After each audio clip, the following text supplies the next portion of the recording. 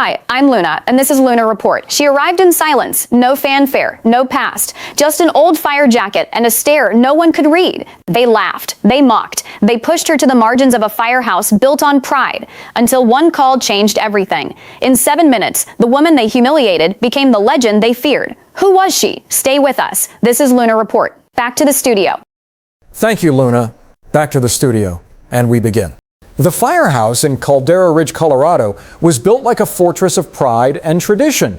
Rust-red bricks, old hose reels nailed to the walls like war trophies, and a garage so polished you could eat off the concrete. Inside, the air smelled of diesel, sweat, and something older. Ego calcified over years of unchallenged dominance. When the new firefighter arrived, no one noticed at first. She didn't come in a new rig. She didn't walk with swagger. She parked a dusty pickup 3 blocks down and slipped through the side gate. Her uniform looked borrowed, the patch on her jacket faded, seams fraying at the wrists. She introduced herself in a voice barely louder than the wind. "Kate!" That was all. The room went quiet for a beat before erupting in a low tide of mockery. "Do we have Barbie Extreme here?" one muttered, a grin spreading under his mustache. No, she's here to pour tea, not put out fires," another said, elbowing the rookie beside him. "You're kidding me," said Torres, the shift leader, arms crossed over his thick chest. "They send us a museum exhibit with a braid and call it backup?" Laughter rippled through the firehouse, rough and razor-edged. Kate said nothing. She stood still, just nodded when told her locker was by the mop sink. By noon, she'd been handed her assignments: wash the truck, sort hoses, brew coffee. Her name wasn't even listed on the active responder board. "Clerical error," someone said. She didn't argue. At lunch, no one offered her a plate. At dinner, she was told the couch was for people who'd actually saved lives. They didn't care about her resume. She hadn't given one. They didn't ask about her training because they didn't believe she had any. And when her hands blistered from coiling 100 feet of scorched hose in the rain, all she got was a shrug and a muttered, "Should have stayed in beauty school, sweetheart." The worst came 3 days later. A fire broke out in an abandoned hangar near the airfield, one of those controlled burns that sometimes reignites. Every unit was called, including theirs. Kate leapt into the back of Engine 7 without hesitation, but as they neared the smoke plume, Captain Voss turned around. "You stay in the truck," he ordered. "I can," she began. "You stay," he snapped. "We don't need another body bag because someone's playing hero." So she sat, in full gear, in a sealed truck, watching through fogged glass as men ran into the blaze. The heat rose, her pulse did too. But she never opened the door. She didn't move. She just watched and waited. Inside, the building was saved. No one died. No one gave her credit. Later, one of the guys tossed a wet towel in her lap and muttered, "Thanks for keeping the seat warm, Cupcake." She wrung it out and said nothing. She just waited, because Kate knew something they didn't. And it wasn't her past that burned in her blood. It was what she'd already survived. It only got worse after the hangar fire. Word spread fast through the county stations. Caldera Ridge had a ghost in turnout gear, a mute relic who didn't lift a hose, didn't enter flames. A liability, they said. A joke. At the station, her nickname evolved behind her back. Barbie became Bootshine Barbie. One morning, someone left a bottle of pink dish soap on her bunk with a note, "For the dishes you were born to wash." She found it. She placed it silently back in the sink. Didn't even flinch. But that night, Torres pushed it further. They were all gathered in the rec room, beer cans rattling, the television tuned to some wrestling rerun. The room stank of burnt popcorn and ego. Torres leaned back in his recliner, boots kicked up, voice loud. "Tell me something, Kate," he called out, not looking at her. "You ever even held a nozzle? Or is your idea of fire control putting out birthday candles?" The room roared with laughter. Someone added, "Careful, Torres. She might file a harassment report with her scented stationery." Kate in the corner wiping down the coffee table paused for a breath. Just one, then kept wiping. That small act of restraint made something in them snap. "Swear to God she's a mannequin," said Jax, the rookie with something to prove. "Doesn't talk, doesn't blink. Maybe she's here for insurance benefits." "You know what I heard," said Mike, the engineer. "She's not even certified. Some screw-up at the academy processed her paperwork by accident." "Would explain why she was hiding in the truck," muttered another. "She probably has PTSD from the stove catching fire at her last babysitting gig." The jokes weren't casual anymore. They were carved, sharp, intentional, cruel. Kate still didn't speak. She just stood up, rinsed the rags she'd been using, and walked into the bay. The garage doors were open. The sky above Colorado was folding into dusk. indigo bruising the mountains. She leaned against engine 7 and watched the sun fall. Inside, Jax followed. "Hey," he said, pretending concern. "You okay?" She nodded. "Just, if you're not cut out for this, no shame. Some people just don't have it." Kate looked at him. Just looked. Her eyes didn't flinch, didn't flicker. Jax shrugged. "Suit yourself." She slept in the truck that night, said it was to get used to the rig. No one argued. By morning, her jacket was missing. She found it in the dumpster, soaked in motor oil. She pulled it out without a word, rinsed it under the hose, hung it to dry, and changed into her backup gear, a size too big, patched at the elbows. Not one of them helped. Not one of them stopped to think they might regret it, because they didn't know what that oil-covered jacket used to mean.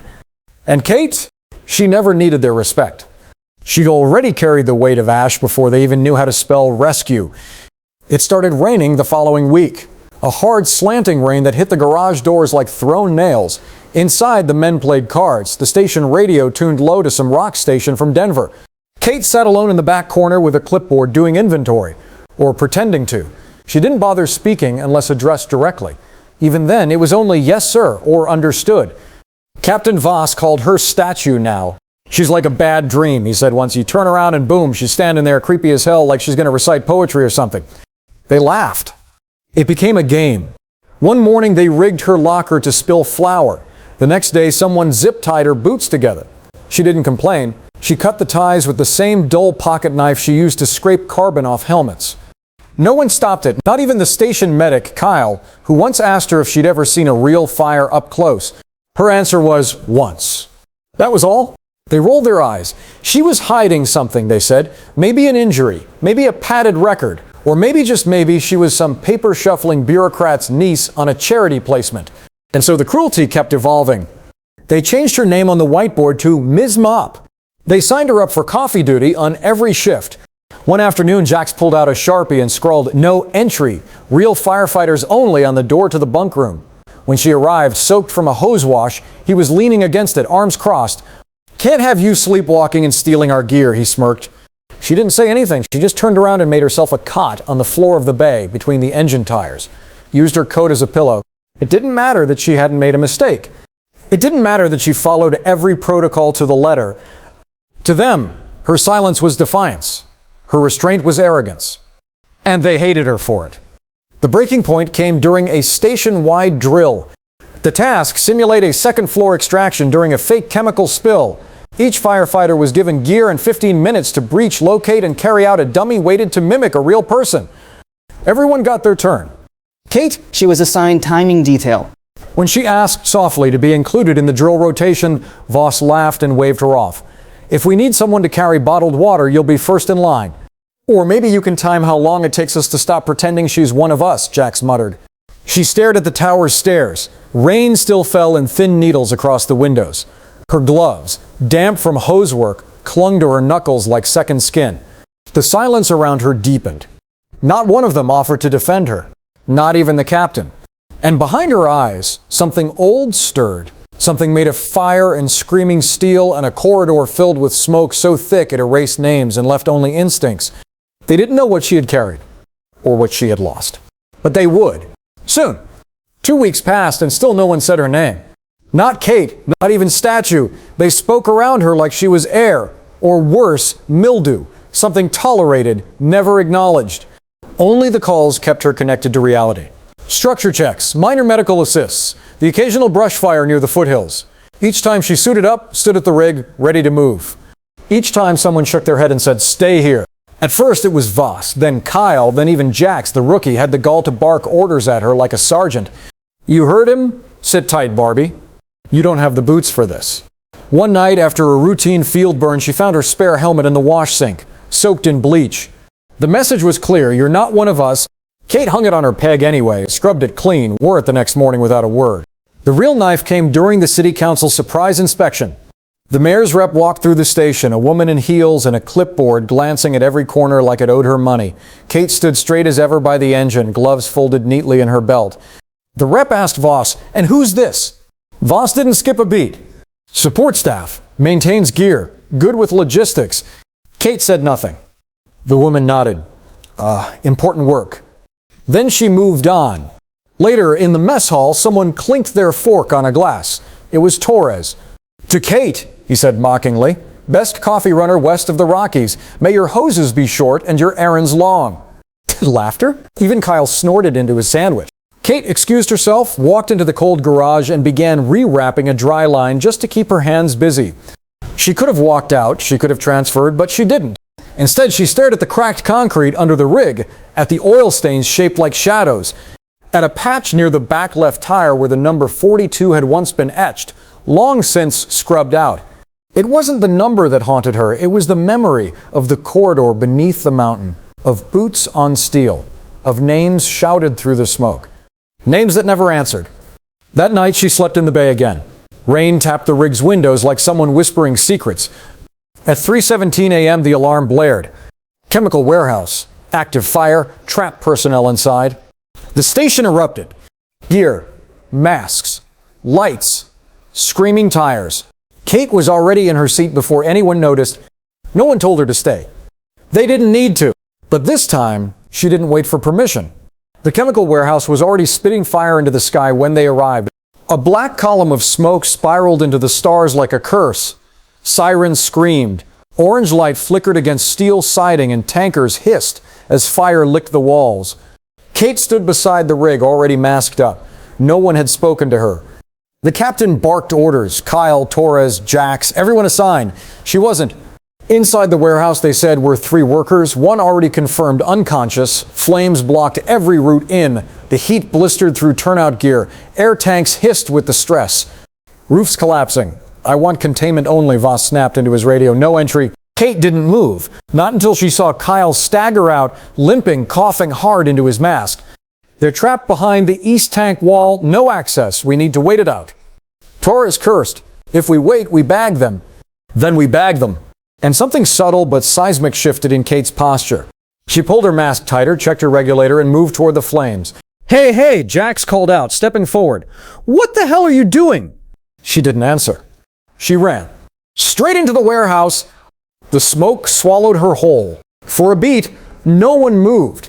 Then someone muttered, "She's lost it." Another, "She's going to die." Inside, the heat was immediate. The kind that eats through time. Zero visibility. Sounds warbled through static metal groans, distant shouts, the violent breath of fire devouring oxygen. Kate moved like she'd been here before. Because she had. She counted steps, traced the layout with her hands, found the twisted beam pinning 2 men against the tanks. One conscious, one barely breathing. She gritted her teeth, leveraged her weight, and rolled it aside. One man over her right shoulder. Another on her left. She retraced her steps blind. 6 minutes, 42 seconds later, she staggered through the smoke curtain and collapsed outside the yellow line. Gasps, scrambling medics, Voss shouting. But all Kate did was sit up and unbuckle her mask. That's when her jacket slipped from her left shoulder. Someone saw it? The tattoo. A burned ring of coordinates, a number. 42 souls, 1 exit. A silence fell like thunder. Jax whispered, "No, that can't be." Torres dropped his helmet. Kyle backed away slowly, because 5 years ago, the fire in the Caldecott Tunnel claimed an entire squad. Except one woman, one who disappeared before the cameras came. One they called a myth, a ghost. They called her the Ghost of Denver. She was standing right in front of them, and she had just walked through fire. Again, the silence was different now. No longer laced with mockery, no longer amused. It was thick, charged like the stillness before a backdraft.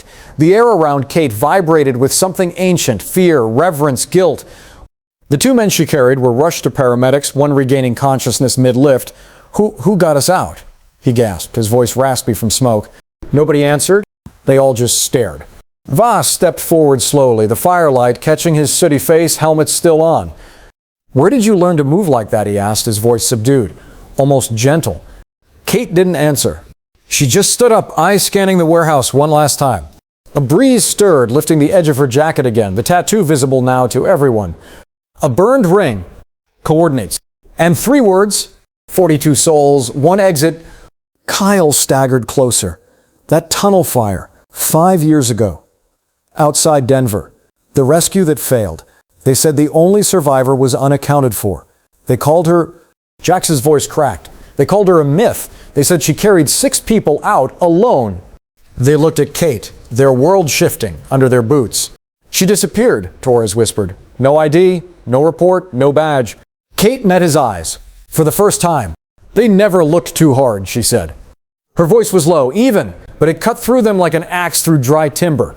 She walked back to the engine, slow and quiet, took off her helmet, set it on the bumper, began wiping the visor clean with a cloth from her pocket. The others watched, rooted to the ground, as if the act itself held sacred meaning. No one spoke, no one dared. By morning, the fire was out, the warehouse lost, but 3 lives saved. The news vans came, but Kate didn't speak to them. She refused interviews, turned away from cameras. Instead, she filled out her report. Precise, detailed, immaculate. In it, she mentioned faulty training protocols, overlooked oxygen tank expiry dates, and a missing evacuation drill log, details that implicated 2 senior officers directly. She signed her name at the bottom, Kate Holloway, the same name that had once been redacted in every report filed after the Caldecott fire. By noon, the Firehouse knew. By 3, Voss was called to city headquarters. By 4, 2 officers were reassigned indefinitely. And by 6, the local station ran the headline, "The ghost of Denver lives and she walks among us." Kate stayed late, washing the truck alone, as always. And when someone whispered near the doorway, "You could have been famous," she didn't look up. "I didn't come for fame," she said, voice steady. "I came to clean up the mess." And behind her in the locker room, silence. The kind that only respect can build. By sunrise, the Firehouse was no longer the same. The chief's office door was closed, blinds drawn. Inside, Voss stood with arms folded, face pale. Across the desk, a city official read Kate's report aloud, each line a scalpel. Non-compliance with evacuation protocols. Negligent supervision during training simulations. Failure to maintain proper respirator inspection logs. When it was over, she didn't raise her voice. She simply slid 2 transfer notices across the desk. Voss and Torres. Effective immediately. They left without speaking to anyone. Jax tried to laugh it off in the rec room, but his voice cracked. The morning shift sat quietly, sipping coffee Kate had made, none meeting her eyes. The atmosphere wasn't icy. It was reverent, awkward, uncertain. Because the truth wasn't just whispered anymore, it was printed on city memos. It was broadcast on local news. It lived in headlines. Mystery rescuer of Caldecott Tunnel identified. Firefighter Kate Holloway. Ghost of Denver returns, saves lives again. No one spoke to her about it. But they watched how she moved, how she scrubbed the truck's fender until it gleamed, how she never once asked for credit. That afternoon, a new captain arrived, Andrea Singh, compact, steel-spined, transferred from Boulder's high-risk division. First thing she did, post Kate's name to the active roster, full status. No comment, no drama, just the correction of a mistake that had lingered too long. During the crew briefing, Singh pointed at the whiteboard. "We have one rule. Everyone suits up when the call comes. No exceptions." She looked directly at Kate, and no one gets left behind. The room nodded. That night, someone placed a brand new helmet on Kate's peg, engraved with her name. Not Barbie, not Miss Mott, just Kay Holloway. In the kitchen, Kyle lingered near the coffee pot, awkward. "I didn't know," he muttered, not looking at her. Kate filled her mug, waited. I should have figured something. You don't move like a rookie." Kate nodded once. "You didn't ask." He swallowed. "Sorry." She took a sip. "I'm not here for apologies," she said. "I'm here to work." He nodded. Later, someone posted a photo on the community board, a scan of an old grainy newspaper from 5 years ago. The headline blurred, but the photo clear enough.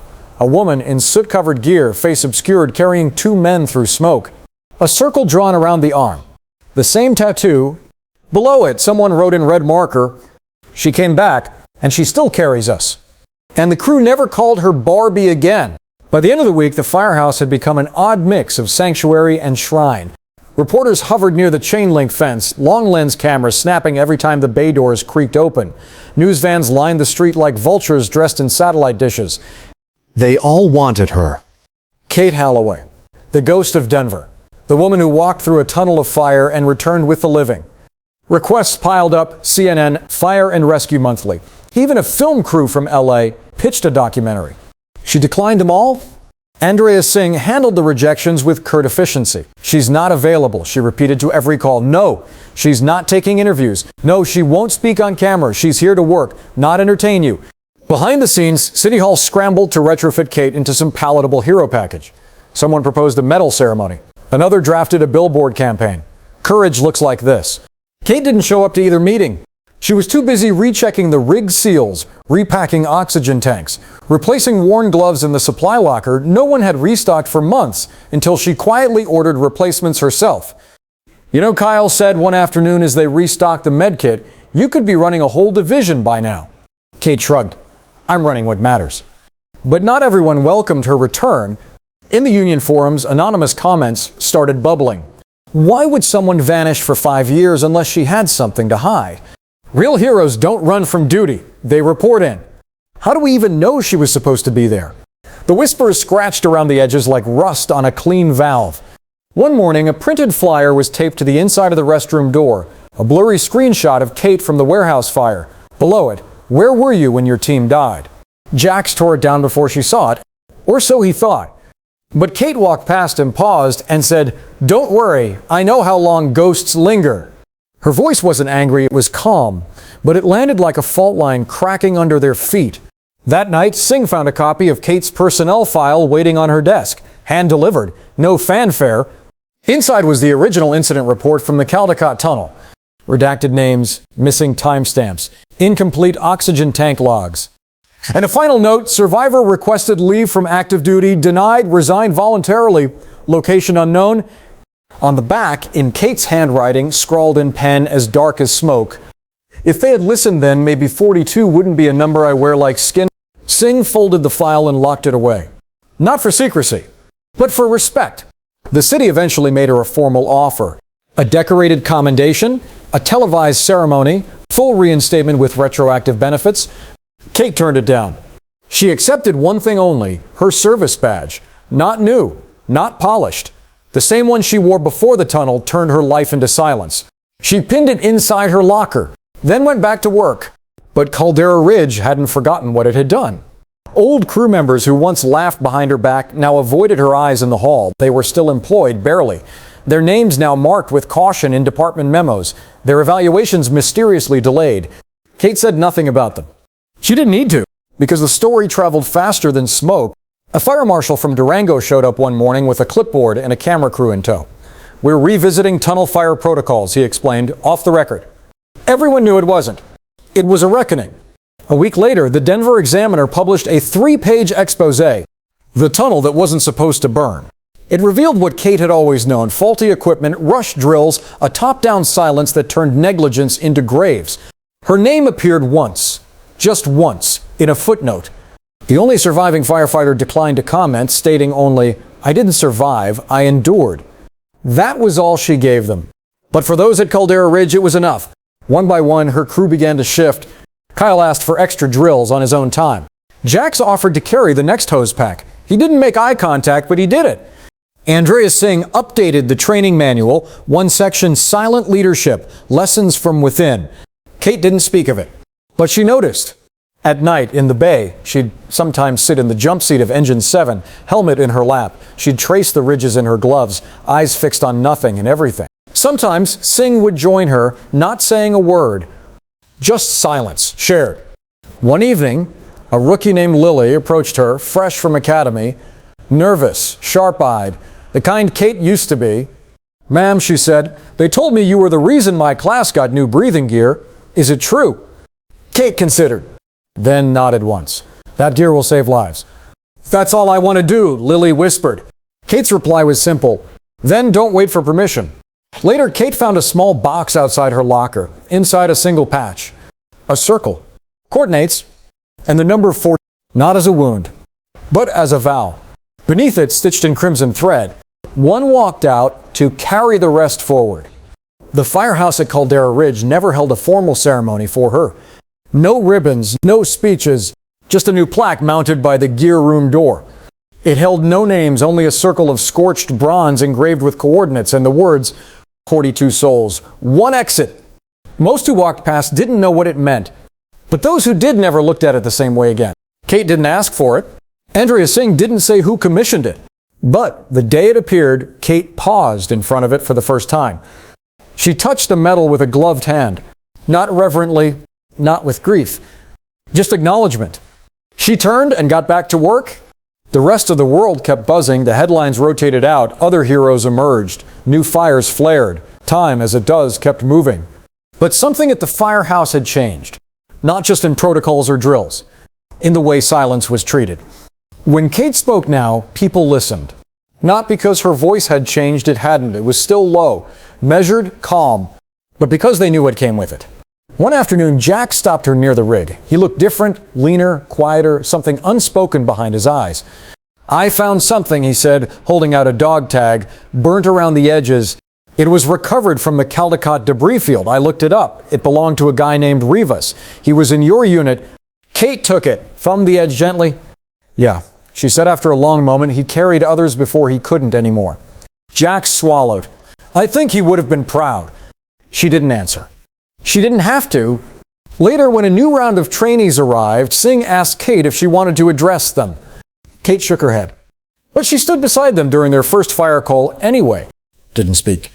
Just suited up, led the way, and pulled two of them out when the back wall collapsed.